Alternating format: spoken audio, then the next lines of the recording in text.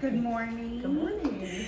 Good morning, everyone that is listening in and that is participating with us today. Today I have with me Angie Wiley. She has an incredible story and I cannot wait to share that with you. But before we jump into that, I would love to share with you just one quick thing. As we are on this journey of sharing spaces and places of connection, I would love for you to join in by following, liking, sharing these messages, these stories of inspiration with your audience, with your crowd. And tell us, give us some feedback. Who is it that you would like to hear from? Or maybe you heard a really great story and you would like for us to join in that conversation. And so definitely shoot us a message, put a comment in the comment box, and we'll definitely make that connection in the future. So without further ado, welcome Angie. Thank you. Thank you so much for being here. Thanks for having me. I am so grateful that I get to share your voice with our community, and then also just highlighting some of the really cool things that you're doing in the world and how you got started. That story of inspiration is what naturally drew me to you. And so thank you for stepping into the spotlight for just a minute, for a moment of connection and really to just allow yourself to say, you know what, I did something that was kind of hard and difficult, and I'm ready to embody that and embrace it and share it with the world. So, thank you. Thank you so much for having me. I'm excited to be here. Good. So, Angie, why don't you go ahead and tell us who you are, maybe like where you started, your journey to today, and then also like what your job is. Okay, well, I want to start with, because it does lead into part of what I'm doing now. I was a college athlete. And then from there, I got into medical device sales and sales management, and loved that career. But, because I think I was that athlete, I saw early on in my life, like how much the mindset and the mental game impacted not just your performance, but your life. Yeah.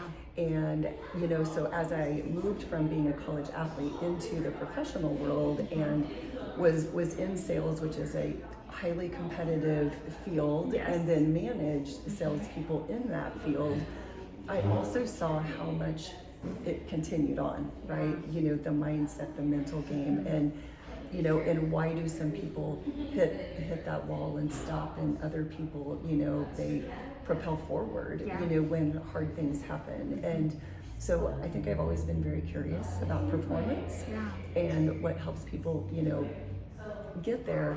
And I call it a tap. It was a tap that would never go away for me. And it was a tap that I was supposed to do something with that. And it was early on. And, through my career of 21 years, I listened to anything I could get my hands on that had to do with high performance, with succeeding, with mindset, with leadership, all the things that fall under that umbrella. It's what I listen to, what I read, really, who I am. And that it was in 2012, and I had been a district sales manager for 2 years. I had 2 kids that were in competitive sports at the time, and I just, looking around, saw how much it wasn't taught, and I just felt like we were missing out. So the tap wouldn't go away, and I myself hired a coach, and I hired a coach to hold me accountable to whatever this was. I had no idea what it was supposed to look like, and I was already busy. Again, I was covering 4 to 5 states. I had a sales team. I had kids in sports. I'm a wife. I'm a mom. But I knew at a soul level that I had to do something. And so I started part-time and kind of made that commitment by committing to investing in a coach to hold me accountable. So and I can keep going through the whole, So in 2013, we named the company. And I'm just gonna kind of pull in part of my story. When we named the company, my husband happened to be standing in the office with me, and we named it You Are Strong. I always have to take a breath here. Yeah. And it was, well, little did we know that 1 year and 9 months later, he would be diagnosed with terminal cancer. And, you know, through that process, it was, you know, it started out as something that I was supposed to teach and share, but then it also became something for our family. With our family to embody, to hold on to, because we had hard years ahead of us. And so You Are Strong continued alongside everything. And my husband actually was on holistic treatment for really for the duration, but for the first 3 years, that's all we did. We left the country, went out of the country, and the first time we went out of the country for him to get treatment, it was 5 weeks. So there was a lot of solitude. And in that solitude, again, another tap and knowing to me, it's kind of that internal guidance, God. I felt like I was supposed to start a women's mastermind group. So I started, and the idea behind it was to share my story, to share my journey, to share what I was going through, the hard, and building something too, because I do think a lot of us have something on our heart or something that we know that we are supposed to do, but we get caught in life, we get caught in our jobs, and we think we can't. And so I really wanted to share what does that look like in the mess. So I shared the mess. And so as I continued You Are Strong, and I was working with athletes at the time, but I was also had the women's mastermind group, and I continued along sharing my story. And it was in 2016 that the mastermind group had been together for a bit and really reached a point as far as what's next. And I was sitting at the kitchen table with my husband, and he just paused and looked at me, and he just was like, "What are you waiting for?"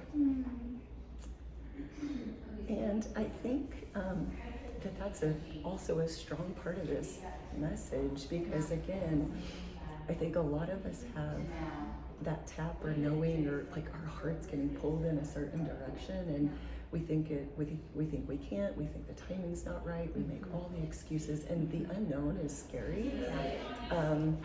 But you know, that question has just kind of been a common thread since then, because you know, it's like none of us know how much time we have, and so it's like you can't put off what you know your calling is.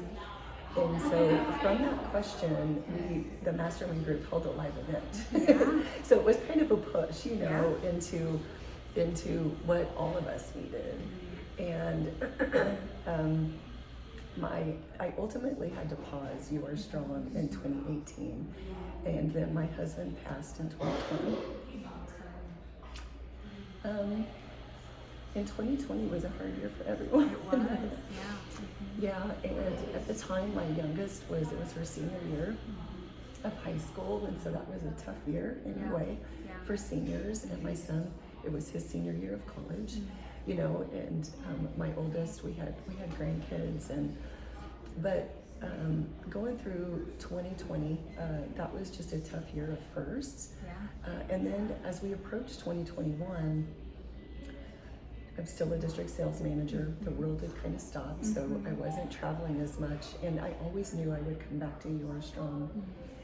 And I don't know if I had shared this when we had spoken before, but there's a book, and it's called The Greatest Miracle in the World by Og Mandino. Okay. And I had felt inspired to read it that February, and at the end of it, it tells you to read God's memorandum for 100 days in a row. Oh, wow. So I loved it, and I got really curious. Well, what is 100 days out? And I counted 100 days out, and it landed on Chuck's life celebration. So it was just like, wow. You know, the timing, you know, and so it was like in that moment, just like her chuckle once again and say, "What are you waiting for?" Yeah. And then May, come up on May of that year, and I had kind of pulled You Are Strong back out, just dusting it off, looking at it again. And then that May, I was laid off. So less than a year from when Chuck had passed. And it's not uncommon to go through layoffs in that career, you know, in that sector. Kind of happened every 2 to 3 years. But I really, the easy thing for me to do would have been to just go get another position. Yeah. But I just felt like it was honestly a God thing. Yeah. And I felt like a door was closed to push me forward into what I was meant to do. Yeah. Yeah. I think first, I just want to say thank you for sharing that piece of it, of, you know, the struggle and even a celebrating of moving forward, even in the hardest times. So thank you for sharing that. And, you know, my heart goes out to you. There's a place of recognition. You're a mom. You know, it's 2020 and you don't know it yet. And your life is crumbling, you know, with all of these things going on. And you're still holding on to something, some hope and some inspiration in there to keep moving forward. And so I recognize that and I hold space for that for you. And wow, what a story. And really to also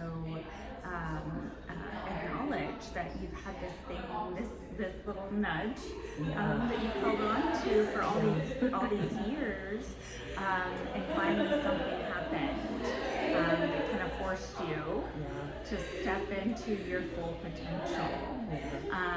And you listened and you called out the God nudge, you know, that little whisper, that thing that just keeps reminding you, yes, you can. You already have it in your hands. It's already yours. Let's go with it. That's amazing. And so I would love to hear a little bit about, you know, where you are. You know, you've now set down, you kind of were forced to step away from, you know, a traditional working job, maybe where it's easy to just keep doing the things that you're used to doing. You're getting a paycheck. Not that life is easy, definitely struggling through some things, but then also to recognize that there's some safety in there, like a safety net that is then ripped away. What did that feel like in that moment? It felt scary. Yeah, I can imagine. It was scary because I had been in a great career for a whole lot of years, and You Are Strong was on the shelf, and so it was kind of felt like starting from nothing, but you're not, right? But no, I mean, it was scary to the point that you know, I had a severance when I got laid off, and so I'm like counting out the months, like how long do I think I can do this? You know, and I can telling myself I can always go back, and you know, and it was like I came up on a year, and it was, you know, I knew I wasn't done, I wasn't ready to go back, and then. But still scary. It takes a while to build a business, and you know, when I was essentially a caregiver in that for 5.5 years too, and really, and my husband had a business. I was trying to help with it, so it's like an overwhelm of stress. And when you have been in an overwhelm of stress for a prolonged period of time, it takes you a while to move out of that and to come out of that, and then to layer that now with grief and a complete life change. And I'm an empty nester. I'm a widow. You know, and it's so. And I shared that piece because it wasn't like I was just healthy and life was good in my 40s and I'm building a business. You know, it was the pause. And so. I moved slow for a little bit, and I just talk about it like in terms of I tried to give myself a lot of grace. Yeah. Because it was like I would go and then I need to take a pause, and again, just building a business anyway is tough. Yes. And so, but as long as you stay with it, no matter what life looks like, and you keep building, but again, it's taking that leap, and it's stepping into fear and letting yourself feel it, but still do it anyway, because I just knew that was like my bigger purpose. Yeah, for sure. I feel like it was always your purpose. And it, there are different ways to look at it. We don't want to glamorize any of the suffering or the heartache and heartbreak, because that's not something to take lightly. But you went through those things, and you found your purpose that had always been there. And so now you are delivering this space and place for others to also find their potential. And so I think, I would love to dive into that piece of it. What does it look like when you're going through some struggle, and you're looking for wins, you're looking for ways to affirm that you're doing the right thing, and that you're going in the right direction, especially when you start making progress, maybe moving forward, and then you have to pause to take care of yourself. What are those little things that just said, yes, this is the right thing, this is, I am moving in the right direction? What did that look like? So I want to share in 2018 when I had to pause. Up until then, I was teaching mindset and high performance, right? And so, but when there was a time when I shared that we were doing holistic treatment. In 2018, we did add in chemo because we thought synergistically a couple of things together potentially could, have a positive outcome. And my husband had just had a scan, and it was a period of time where I myself had been sick month after month. And sitting in bed one night, and he wasn't well from chemo, I started almost feeling like I could be having a heart attack. And again, it's under extended period of stress. So I took myself to the hospital, and they did all the testing. Everything was fine. They wanted to stress test me. And instead of following up with stress testing, because for me personally, I knew that it was in my inside space, it was in my head space, it was in my heart space that I needed to get to work. And so even though I had been teaching those things, it forced me to do my own work at a much deeper level.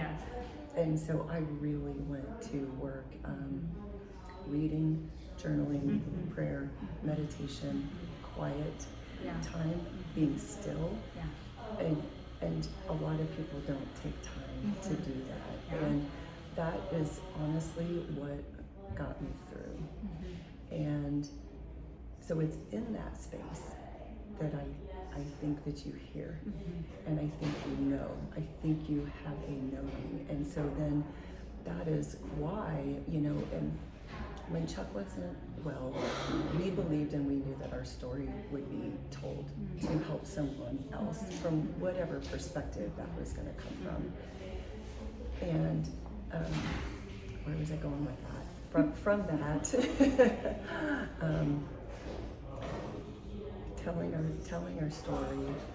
I just completely lost my train of thought. Okay. So you were talking about your mindset and how you had to really get still and yes and so, listen. yes and so from going through that personally, and then when he passed, it was like devastating and grief, but I also have a deep faith, so I knew that I could find a positive purpose.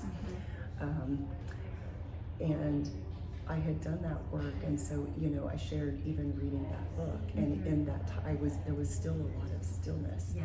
There was stillness for direction, and what do I want my life to look like now? What direction do I want it to go? What direction am I supposed to go in? And so I think when it came up that I was at the crossroads of losing my job. Am I supposed to go back, or am I supposed to take a leap? It was very clear to me that I was supposed to take a leap, even though it was scary.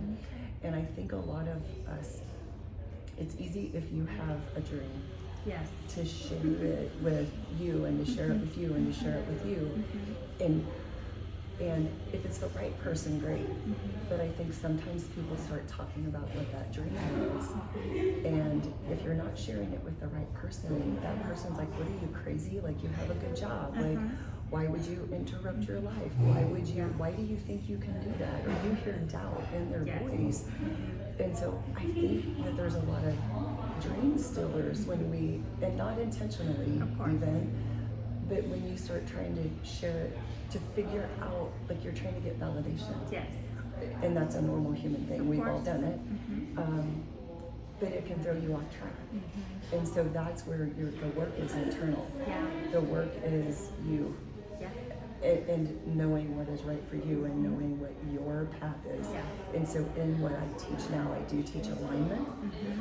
And I think when we are truly aligned with who we are, what your gifts are, what your talents are, then it becomes a knowing of you stepping into your next level, and knowing what your possibilities are, and what you are capable of doing. And so I think it's the internal work, and it is it's a part of what I teach now. Did you feel like in any moment, I get butterflies when I hear people saying things like it's about your work, like the things that you have to do for yourself first. In your work within yourself, was there ever a moment, not just the aha moment, but like affirmation of, yes, this is what I'm supposed to be doing? Yes. I think all along the way. So I can't say that there was just like one. One when I lost my job, because that is a big thing, and I felt it in my heart. To not even update my resume. And part of me is like, what are you doing? But then the other part, was that knowing. It's the confidence to know that you are. The confidence to know, and some people will say it's like betting on yourself. Absolutely, yes. And I also think I'm a huge proponent of personal and professional development, and I do it every single day. And I think so this is just a plug, if you're listening, to do the work, because if you are building and preparing yourself, then when opportunity hits, you're ready. It doesn't hit and then you get ready. It's constantly a becoming of who you are, and it's a growing and a stretching of, we always have a next level. And so it's a challenge to, okay, what is my next level now? What is your next level now? And you have to grow into that. It doesn't just, appear. And as you grow into it, your belief increases, the belief in yourself increases, so your confidence goes up, so your that risk factor that you have the space and the ability to take and to bet on yourself grows, and it gets stronger. And so, but it doesn't come without the preparation.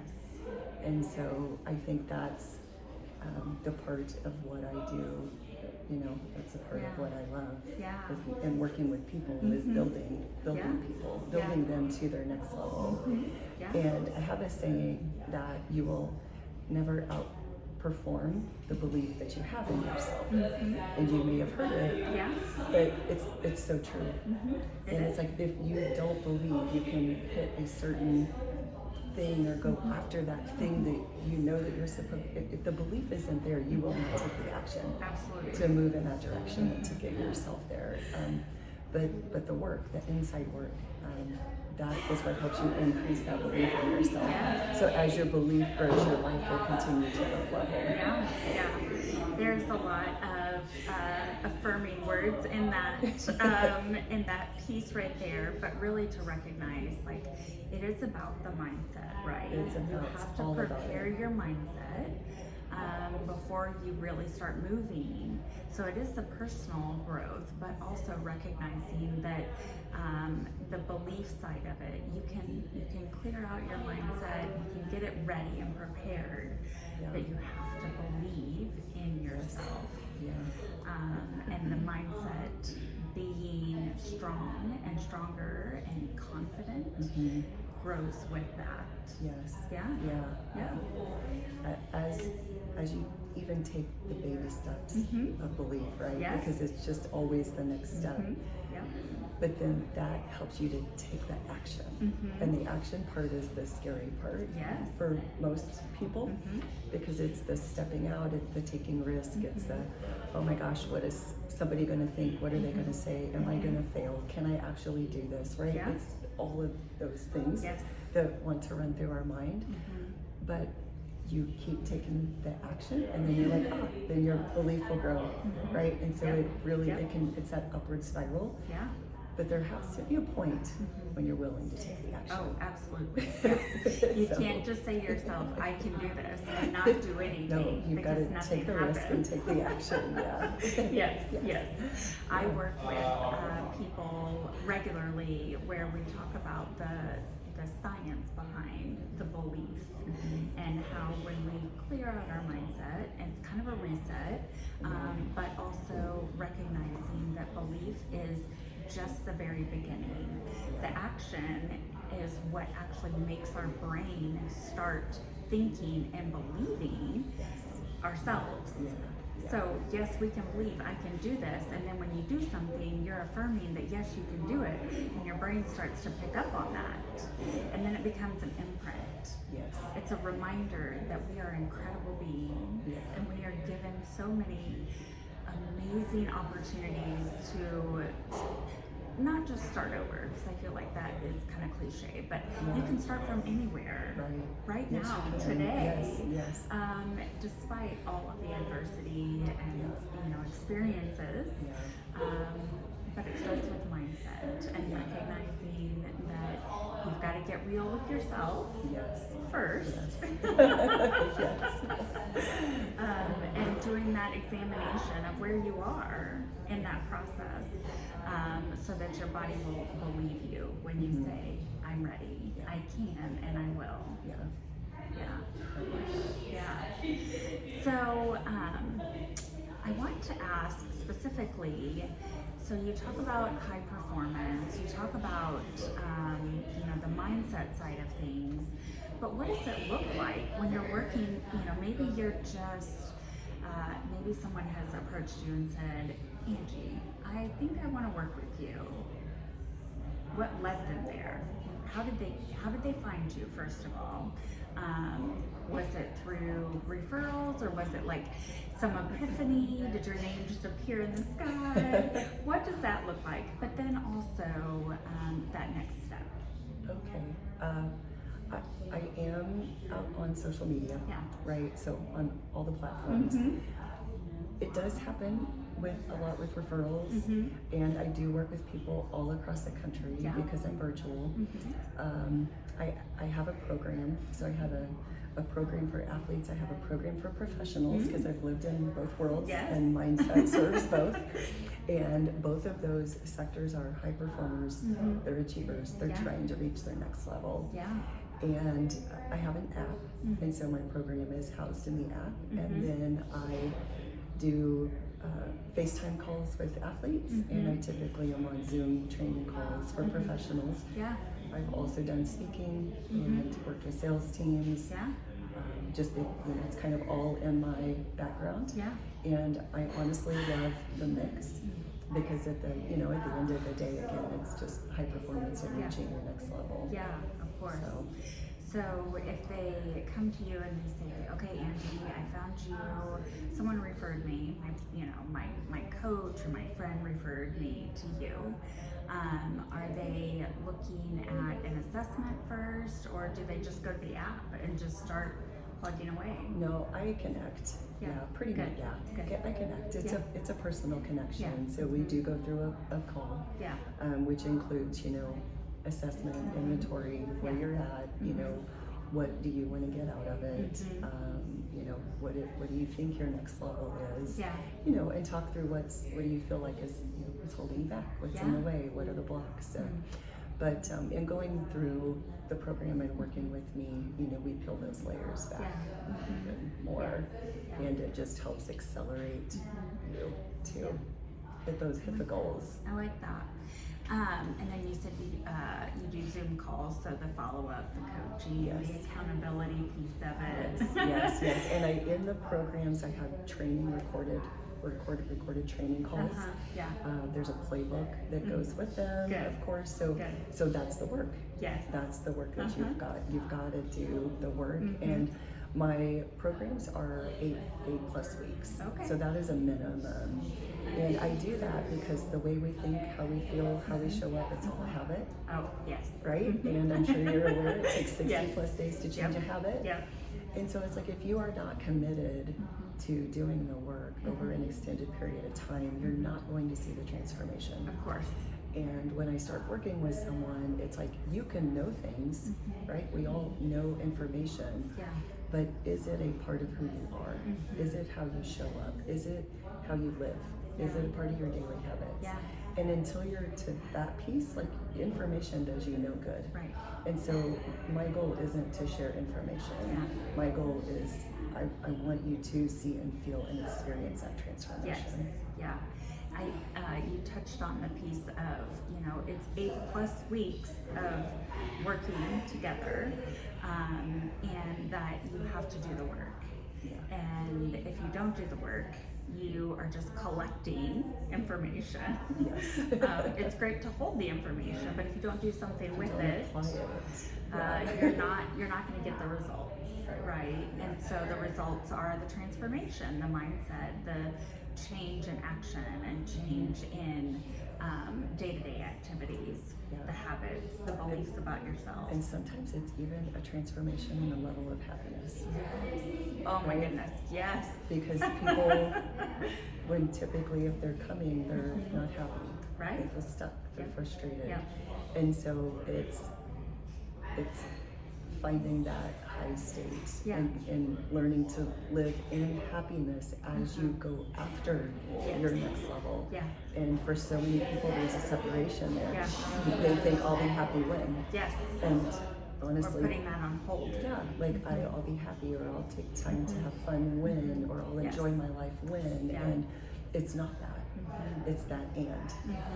Yes. And so, and you honestly have to have both to really hit the and. Yes. Yeah.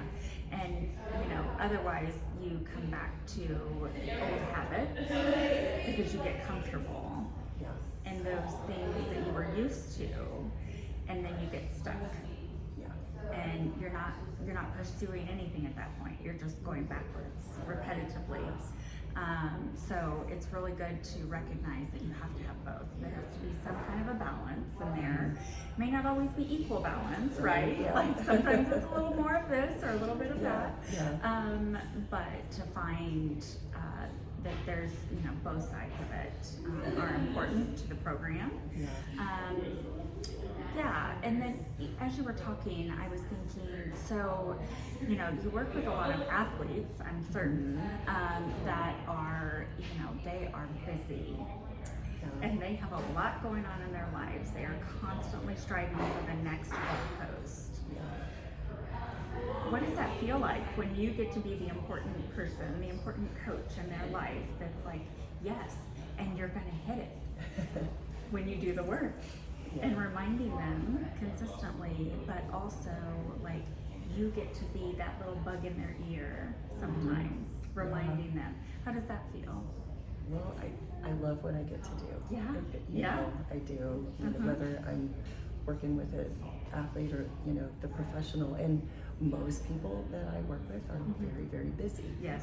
Right? So there's not, but athletes can, typically be in an overwhelmed state when I do start working with them.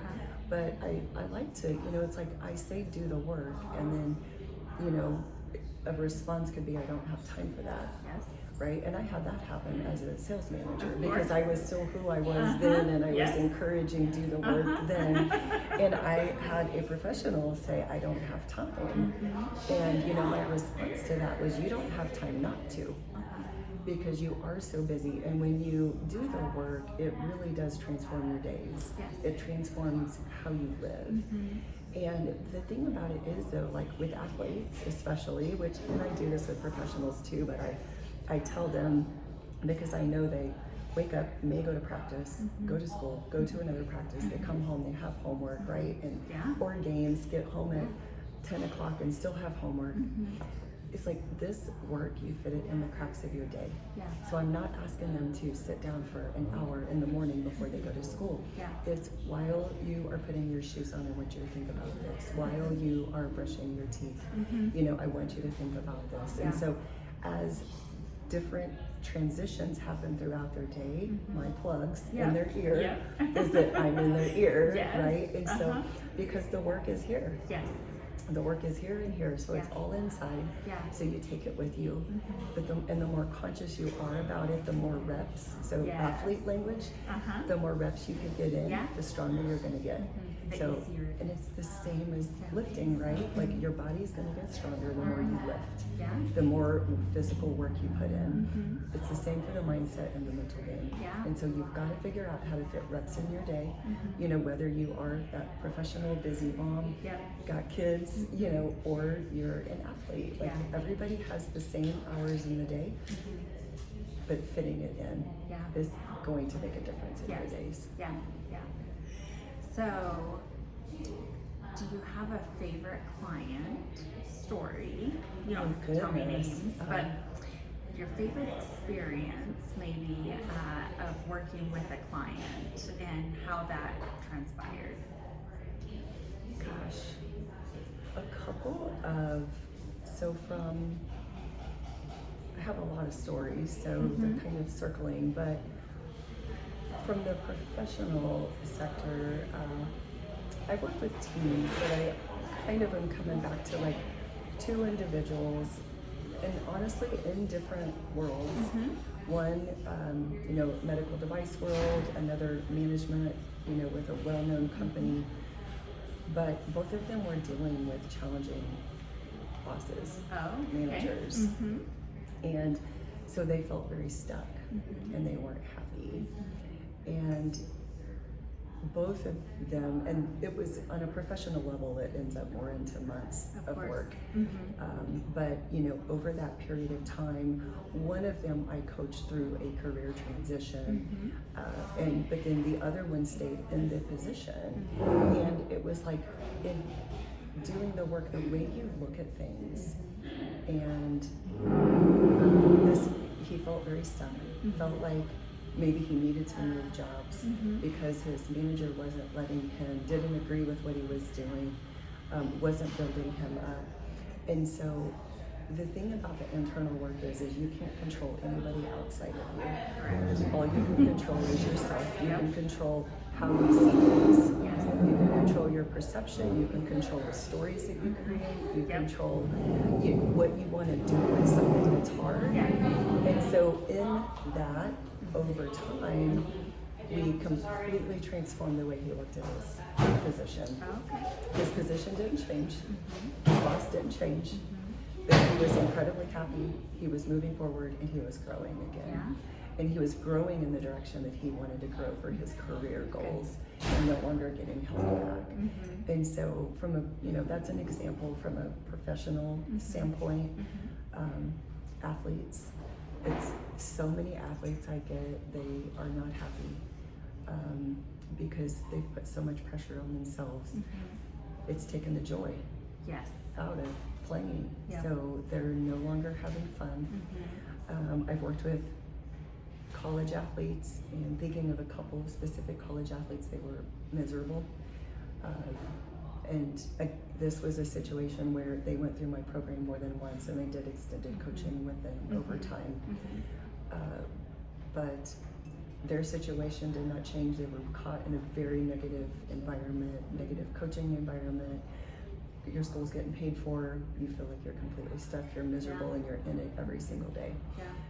What do you do with that situation, right?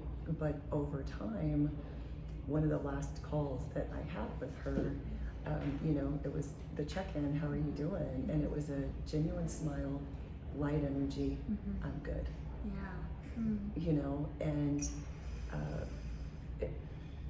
that's what it's about, you know, and so I get excited because what I teach athletes is it's not just skills for a sport, it's life skills. And so I know that she's going to take that with her no matter what, and she learned to control her focus, control her story dialogue, control what she could control when she was stuck in the hard. And all of us have hard things. Right? It's like I shared my hard story, but I know every single person out there listening, we all have hard stuff come at us. And so how do you, I mean, I feel like it's a story of, you know, both of those examples are stories of how do you move forward, find joy, find happiness, get your life back, feel like you have control, and move forward when you originally felt like you were stuck and not moving and miserable, and what do I do, and I hate this, and you know, but it's that story of transformation. And in both of those stories, learning to advocate for themselves in a way that didn't feel like it didn't go against their best interest, right? And so in the one situation where the professional is moving from one career to another, or just that transition, just recognizing that they also deserve better for themselves, you know, despite whatever was going on in the former workplace, they recognize, you know, through the work, recognize that there is something better for them, and, you know, following that process. And then for the athlete to also say, you know, I don't have to live in this place of holding it all to myself, and that there's support and there's help through Angie, and learning what advocacy for themselves looks like can sometimes be, I can't change that situation, I can't change the external things, but I can look at it from a different perspective within myself. And both of those are examples of taking your power back. For that language out there, and I do use that a lot. But it's I was waiting for you to take your power back. And you are strong. Yes, you are strong. So. And that you can do it, and it, you know, it looks different for each individual, and you know, across the board, you know, from athletes to professionals and teams and so on. It varies what that looks like for each person individually, but the same principles apply. You're strong, you're capable, you're powerful. In the work that I get to do, very similar in nature in coaching and so on, we use affirmations very specifically. So one of the things that we start with is affirmations. I am, and then we plug in the affirmative. And that is the thread all the way through. And then we fine tune that. I am strong and I can do this. I am strong, I am capable of this, of doing hard things. And to then flip it, I feel strong when I do this, and when this happens. And it feels very, you know, it goes hand in hand with what you're doing, the mindset piece of it, but also the belief. So coming back to that belief. Those help build the belief. So, is there anything, did we miss anything and your story and things that you get to do as far as working with your clients and the incredible things that you get to do in the world. Yes. Is there anything that you would like to share that we didn't go over? The only thing is I am working on a book. Yes. So, oh, yes. Yeah. Please tell me about your book. Well, the book is You Are Strong. Yeah. And it will be, it is a mixture of my story. Yeah. So a little bit of memoir, but then it is mindset and leadership. And there'll be a lot of story tied in. There'll be principles that I teach and coach and kind of all intertwined in there, making it real so that it's also a tool book, you know? Yeah, so like a guide. a guide. Yeah. How do you do hard things and keep going? I'm so excited. Yeah, okay. Yeah. Tell me, so it's You Are Strong, Yes. and when is it going to be released? I don't know that quite yet. It's still in the works. Okay. Hopefully within 6 to 9 months. Okay. Yeah. Okay. So, I'm so it's excited. a process. Okay. Okay. I'm gonna reach out to you and be like, it's a process. Angie, is it here yet? Yeah. I'm gonna put it on my calendar. Okay. Yeah. And so, as this book is released, will you have any kind of community events or anything going on to help promote the book or to share it? Maybe you'll come back on the podcast. I would love to. Okay. Yeah, I would love to come back. But Okay. yes, I'll do different things. Okay. It'll be out on social media.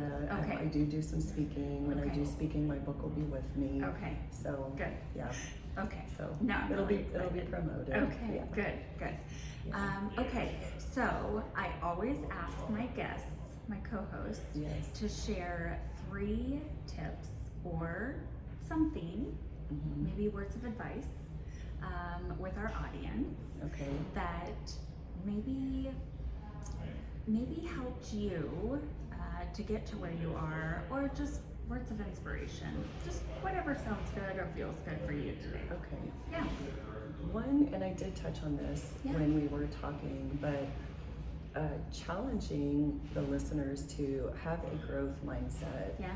And number one, if you're listening, you probably have some level of growth mindset anyway, right? Yes.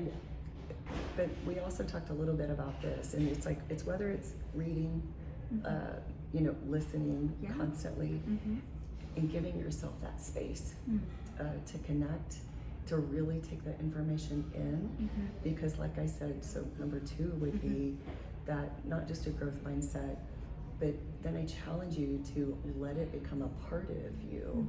You have to use what you're listening and learning, and there's so many just learners out there, but they're not really truly growing. And then with the last one, I would kind of a combo here, but it's like get aligned, have faith, and take risk. Yeah.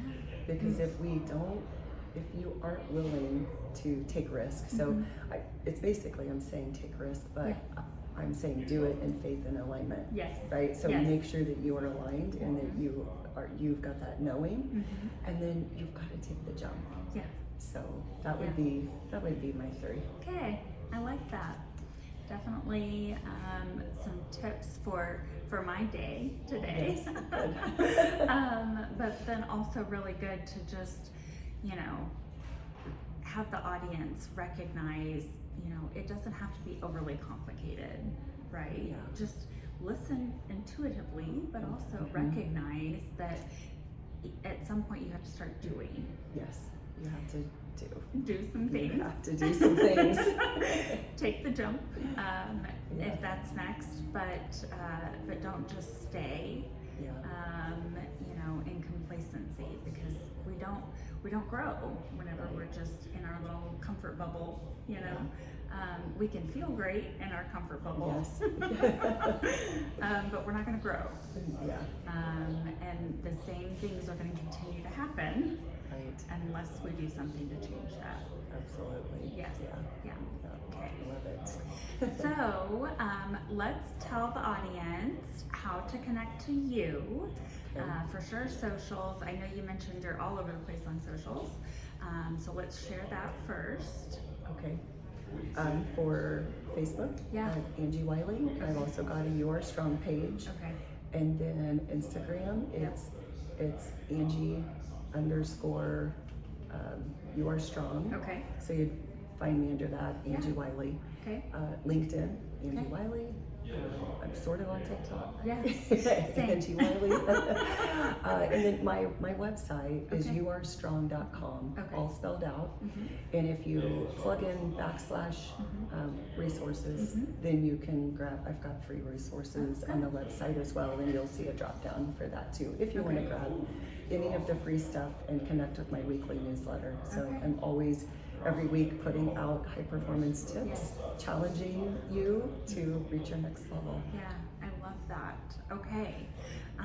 And don't forget, she has a book coming out. Yes. Yay! Very shortly that will come out, and you'll get to grab that up too. So, thank you Thank so you. much for being here today and sharing your story, and the inspiration behind what you're doing. I really, I admire you for stepping into what you're doing with vulnerability. Always there's this, sometimes there's hesitancy to share what the catalyst was. It's hard, people don't want to get emotional, and I recognize that can be a struggle, but you do it with grace and just such beautiful energy. So thank you for Thank that. you. Thanks for having me. Okay, so for anyone out there, I hope that you will connect with Angie. Definitely encourage you to go follow her socials and to look for her book. And if you